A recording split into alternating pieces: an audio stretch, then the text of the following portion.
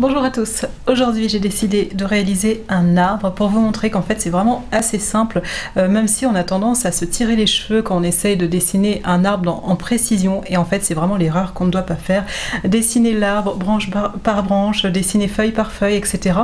Moi-même je suis tombée dans le panneau et pour moi c'est un exercice assez dur quand même de faire des paysages parce que j'ai tendance à être plus dans la précision, mais en fait un arbre au début on le prend dans sa globalité et au final petit à petit on va préciser quelques éléments.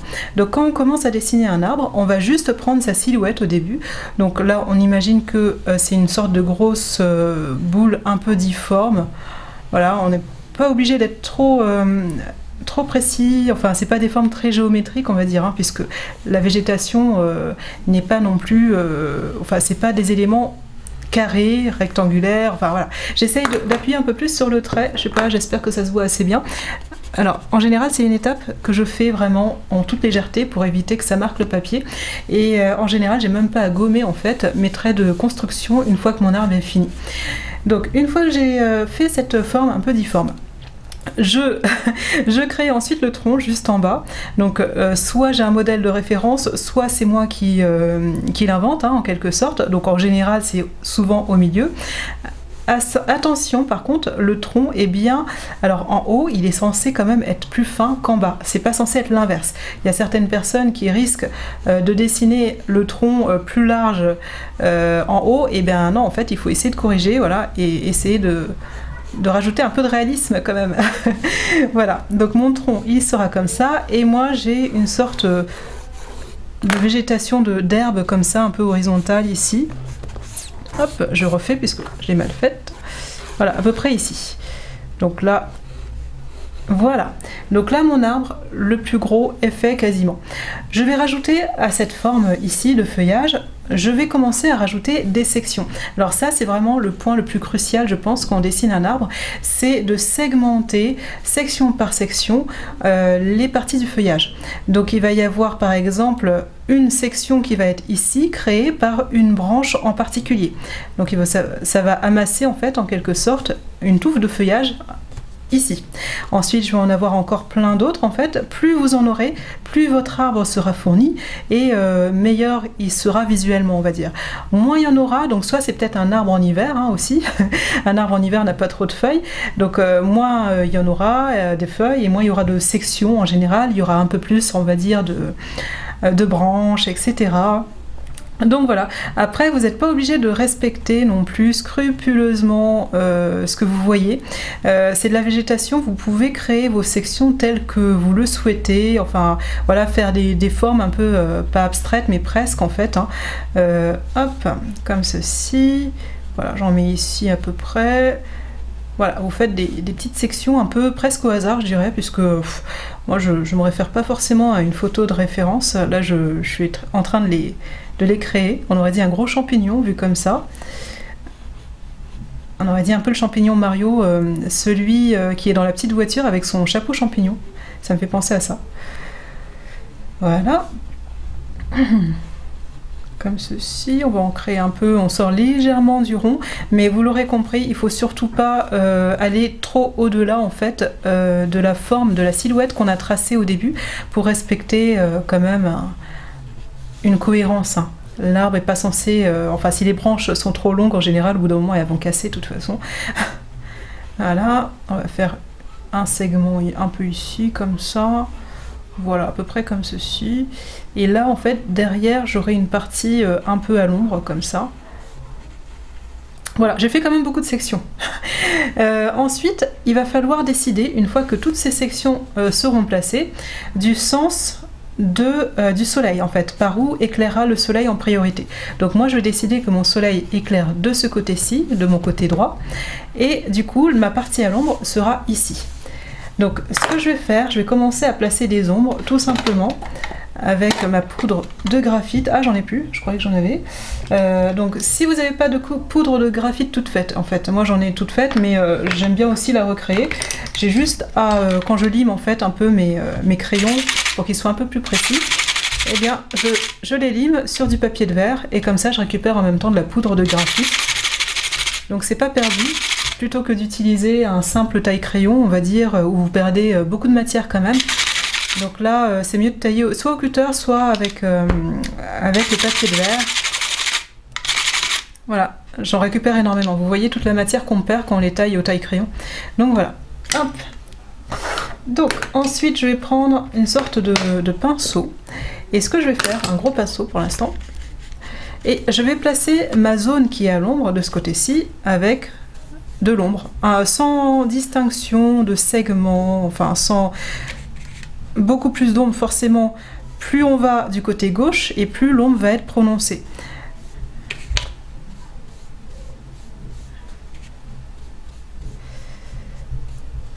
Pareil, il faut penser que la partie la plus sombre en général de l'arbre, ça va être ici au niveau de sa base, le feuillage qui est tout en dessous. C'est celui qui reçoit le moins de lumière.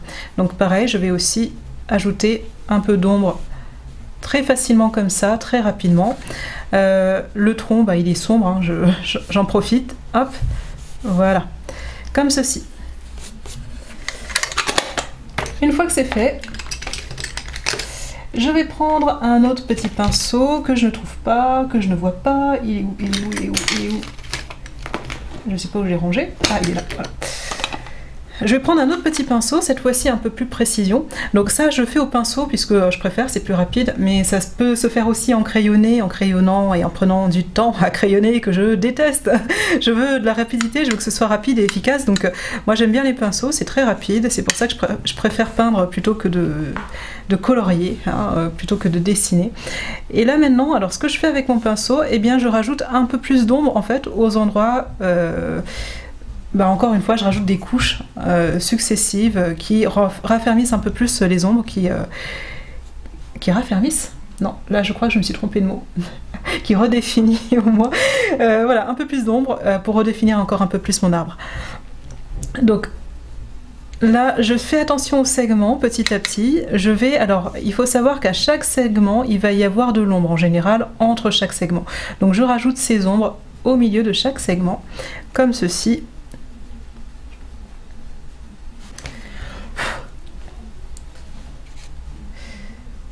Donc là en gros, mon pinceau et ma poudre de graphite, là ça sature, il faut que je continue maintenant avec des crayons, j'ai pas d'autre choix. Donc ce que je vais faire, je vais commencer avec un crayon HB et petit à petit je vais monter dans les valeurs en quelque sorte, je vais prendre des crayons beaucoup plus gras. Donc je crayonne surtout là où je vois que c'est un peu plus sombre, hein, je rajoute de la valeur. En pensant toujours que mon soleil vient de ce côté-ci. Ah, c'est la partie vraiment que je n'aime pas.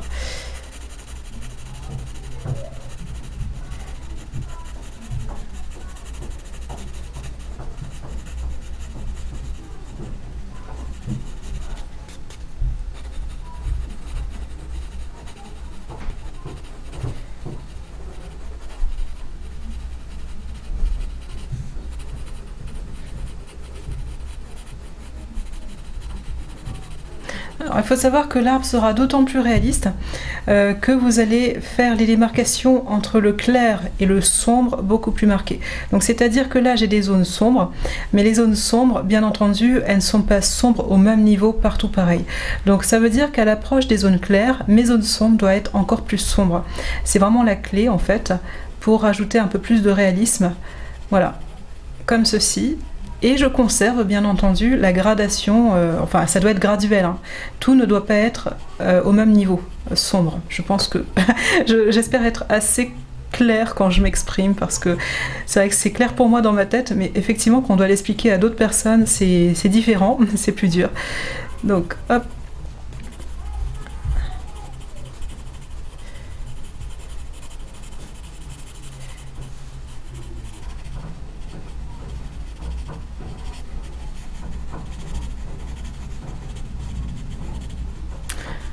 Alors je commence aussi à rajouter un peu plus de feuillage sur les extérieurs parce que là, comme j'ai dit tout à l'heure, ça fait vraiment gros champignon. Donc il faut essayer de rajouter des formes qui sortent un peu quand même de notre petit ovale un peu abstrait. Donc il faut faire un peu de feuillage comme ceci à l'extérieur de mon petit champignon.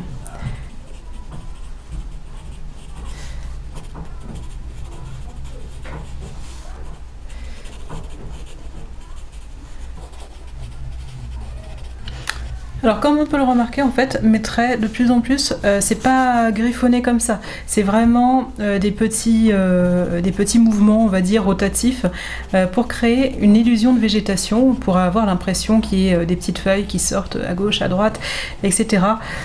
Donc en fait je suis pas en train de colorier on va dire, je suis plus en train de créer de la matière là en fait.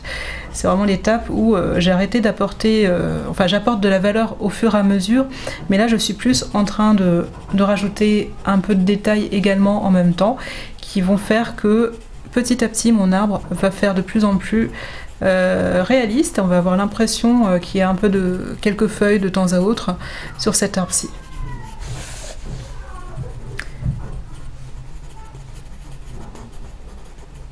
Voilà, il y a du feuillage qu'on voit au loin comme ça. Alors au bout d'un moment, bien sûr, mon crayon il va saturer, donc je vais devoir en prendre un autre.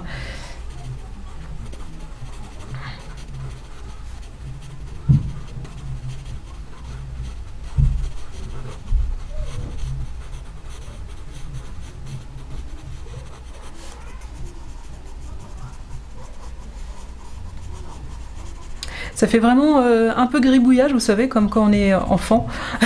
Donc en fait, en gros, c'est un peu ça. Hein.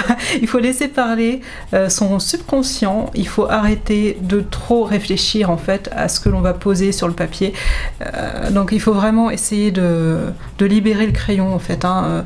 Ne pas à chaque fois penser au moindre coup qu'on va faire, qu'on va poser sur la feuille. Ça c'est vraiment quelque chose qui est néfaste en fait pour le dessin. Surtout quand vous devez dessiner rapidement. Et pour vous éviter en fait de vous fatiguer, le but c'est aussi de prendre du plaisir à le faire. Hein. C'est pas de... c'est pas trop de... On n'est pas en cours, hein. On n'est pas en classe, on le fait parce qu'on le veut bien, donc on fait vraiment ce qu'on aime faire et pas la partie embêtante et lourde et au possible. Alors là, je pense que mon crayon commence réellement à saturer. Je vais essayer d'en prendre un nouveau. Voilà, j'essaye d'apporter des petites choses sur le côté, voilà, hein, pour faire un peu moins régulier quand même les traits. Hop. Voilà. Alors, voilà. Donc là, je vais prendre un autre crayon. Là, c'est du 2B. Donc, c'est parti. Donc là, il ne s'agit pas d'en mettre par contre partout. Là, maintenant, j'ai fait le HB. J'ai fini avec.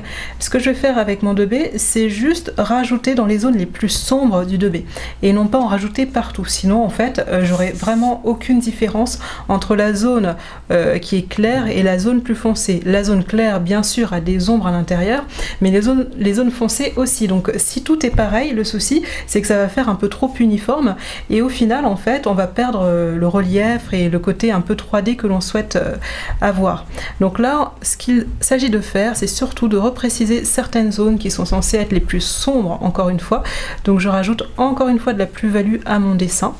Assez souvent encore une fois les parties sombres se situent tout en dessous des feuilles, du feuillage. Donc là par exemple en dessous de ce tas de feuilles il va y avoir une grande partie à l'ombre, en dessous de ce tas de feuilles, à la base en quelque sorte du feuillage de l'arbre, là c'est vraiment la partie qui est censée être la plus sombre. Donc là pareil, ce qui est sombre aussi c'est bien entendu mon tronc, hein, donc faut pas l'oublier, mais ça c'est un petit élément de détail que je ferai à la fin surtout, donc j'ai pas besoin de trop m'embêter à le réaliser celui-là pour l'instant. Donc voilà, je rajoute un peu de plus-value, mais pas partout, surtout. Hein, évitez d'être tenté d'en rajouter de trop. Hop, voilà. Et plus on monte normalement, et plus c'est clair. Donc pareil, là j'ai le coup de crayon qui est censé être tout léger à ces endroits-là.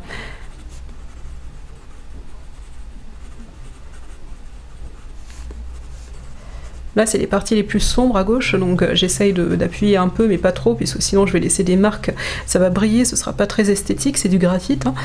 Donc là, voilà. Donc là, c'est pareil, je vois que c'est pas suffisamment sombre de ce côté-ci, donc je rajoute un tout petit peu, une petite valeur un peu plus sombre, et je continue. Et c'est vraiment très, très reposant, c'est très très reposant de faire n'importe quoi. Alors, hop. Voilà, j'insiste surtout sur la partie qui est à gauche. Voilà.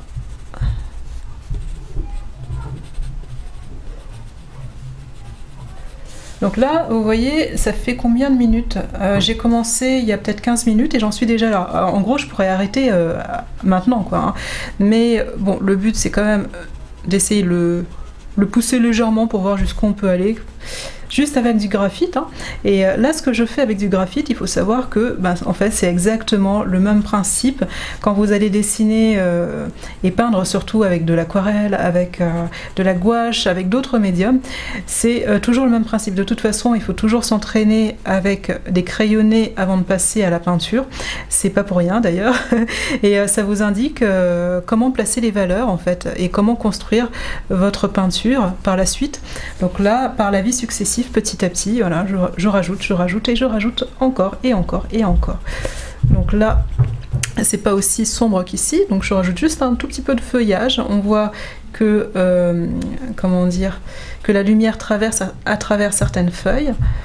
Voilà, donc là j'en ai aussi quelques-unes comme ceci. Je vais rajouter ici, puisque ça fait petit chapiteau là. Donc voilà, comme ceci. Donc voilà, comme cela. Alors, il est sympa mon arbre. Voilà, je fais vraiment des petits zigzags, hein. C'est vraiment, en fait, pour vous montrer ce que ça fait vraiment du grand n'importe quoi. Hein. C'est comme quand on s'entraînait à signer quand on était petit, quoi. On fait n'importe quoi et ça passe, quoi. Mais hop. Ensuite, allez, je prends un 4B cette fois-ci. Un 4B, et là pareil le 4B, attention, juste sur les zones les plus foncées, encore une fois, que je reprécise. J'en mets pas partout. Je ne suis pas tentée d'en mettre partout. Voilà, hop. Voilà, je rajoute un tout petit peu de feuillage ici qui manque un peu, voilà, comme ceci. Voilà. C'est un peu comme le dessin, on va dire, d'illustration. Et là, je vais passer maintenant... Alors, il est temps quand même de créer quelques branches. Parce que là, il y a beaucoup de feuilles. C'est vrai qu'il est très compact quand même, hein, mon arbre. Donc, je vais prendre un crayon au moins plus gras que ceux que j'ai utilisés déjà sur le papier.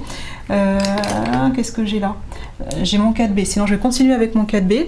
Donc maintenant, pour rajouter un peu de réalisme encore à l'arbre, bon, on est d'accord, ce ne sera pas pour tous les arbres, parce que là, en l'occurrence, mon arbre, il est quand même très touffu. Donc, ce qui fait qu'on va avoir du mal, normalement, à distinguer les branchages à travers le feuillage. Mais je vais quand même jouer la situation où on va rajouter quelques branches à peine perceptibles, puisque mon arbre est en feuilles. Hein. Donc là, par exemple, ça vient du tronc. Donc on va essayer d'en tracer un ici, un qui va vers le sommet un peu. Donc voilà, hop, on va essayer de créer une branche qui va vers la première boule. Alors les branches, faut savoir, ça va vers les boules de feuillage que l'on a créées tout à l'heure. Donc c'est pas des branches qui vont au hasard non plus. Elles suivent le tronc et petit à petit, elles vont se détacher du tronc pour partir à gauche, à droite, devant, derrière. Donc il faut recréer cette impression. Bien sûr, le branchage doit être aussi un minimum réaliste. Il faut observer dans la nature comment la nature se comporte. Hein. Voilà, j'en fais quelques-uns qui sont un peu plus apparents que d'autres. Voilà. Hop. Là, normalement, celui du sommet, on va essayer d'en faire un comme ça. Voilà. Je peux pas en mettre de trop puisque j'ai fait vraiment un feuillage très compact quand même. Hein. Donc, on va essayer d'être raisonnable. Alors, par exemple, en bas, normalement, je suis censée en voir peut-être un peu plus. Voilà. Je vais peut-être en faire une comme ça, une qui va de ce côté, une qui monte, voilà, ça fait, je sais pas si ça se voit bien, je vais repasser dessus avec un qui est un peu plus gras comme ça, voilà, je peux en faire un qui est ici, mais encore une fois, alors si vous voulez que ça se voit, en fait, il faut rajouter un peu de lumière grâce à votre gomme de mie de pain, voilà, comme ceci. Je peux faire la même chose ici, hein, d'ailleurs, si je veux que ça se voit un peu plus, voilà, je crée un peu d'éclaircie sur certaines zones, donc comme ça on voit un peu mieux mon branchage. Je vais faire la même chose ici à peu près, et j'ai mis une branche là, voilà, ça donne une petite impression de branchage comme ça, assez sympathique. Là, normalement je suis pas censée voir Là c'est très très sombre, hein. Je suis pas censée voir de branchage non plus à travers. Je vais en mettre un juste ici, mais très léger. Voilà. Comme ceci. Donc j'espère que vous voyez bien en tout cas, parce que j'avoue que je pourrais pas trop foncer de plus, hein, puisque là je suis à mon 8B. Donc là c'est le plus foncé, sinon il faut passer au charbon, enfin au charbon fusain. Donc je vais avoir du mal à foncer plus de toute façon mes valeurs, mais bon je pense que ça s'observe. Un jeu d'ombre et de lumière encore une fois. Voilà. Quand vous avez du mal à faire ressortir le branchage, un petit coup de gomme et puis voilà, c'est parfait. Et puis également, si vous vous êtes trompé à un moment donné, si ça vous est arrivé de coloriser en quelque sorte sur des zones qui sont censées être un peu plus blanches, par exemple là le sommet, bon, c'est la zone normalement la plus éclairée, donc ce que je peux faire, eh bien encore une fois, je vais gommer. Avec ma gomme de mie de pain, je fais attention de ne pas trop enlever non plus. Et puis voilà, pour rajouter un peu de luminosité sur certaines zones en fait, que j'aurais bien délimitées. Donc bien sûr en cohérence, hein, toujours ce qui est clair c'est toujours en haut, ce qui est sombre c'est toujours en bas, par rapport au soleil qui tape en haut. Donc c'est... voilà, faut surtout pas être tenté de mettre, à part s'il y a un éclairage artificiel bien entendu qui vient du bas, là ça changera la donne, mais là dans le cadre d'un arbre naturel à l'extérieur, il faudra faire comme ceci. Voilà, bon je pense que j'en ai fini avec mon petit arbre, il m'a pas pris très longtemps, je pense que j'ai mis une quinzaine de minutes pour le réaliser. On est bien d'accord, dehors, bon, vous avez de la peinture éventuellement, vous avez peut-être du fusain d'ailleurs, hein, c'est très rapide avec le fusain à mettre des valeurs très très foncées d'un coup. Mais voilà, en gros, c'est comme ça qu'il faut faire dans tous les autres médiums en fait. Procédez par couche, vous faites votre silhouette, vous faites vos petits segments pour créer du feuillage. Ensuite, vous assombrissez une partie de l'arbre, celle qui est à l'ombre, donc la partie qui est face au soleil, elle reste claire, donc ça va créer mon relief.